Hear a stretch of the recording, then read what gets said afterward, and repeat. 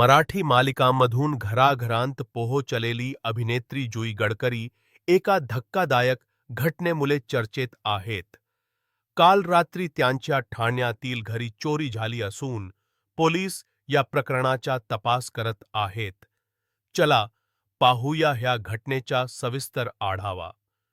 सुमारे 2 वाजता अज्ञात चोरट्यांनी घराच्या मागच्या बाजूची खिडकी तोडून आत प्रवेश केला.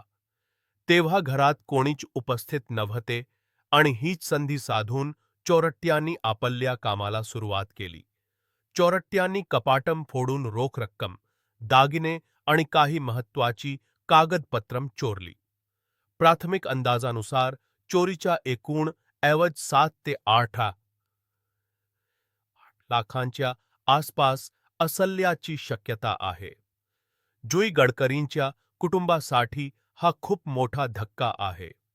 त्या म्हणाल्या, ही फक्त आर्थिक हानी नाही, ही मानसिक हानी आहे.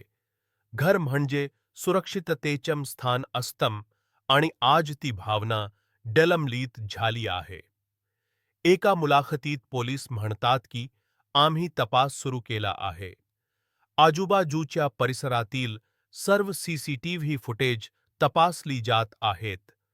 आमचा विश्वास आहे की आरोपी लवकरच आमच्या ताब्यात असतील.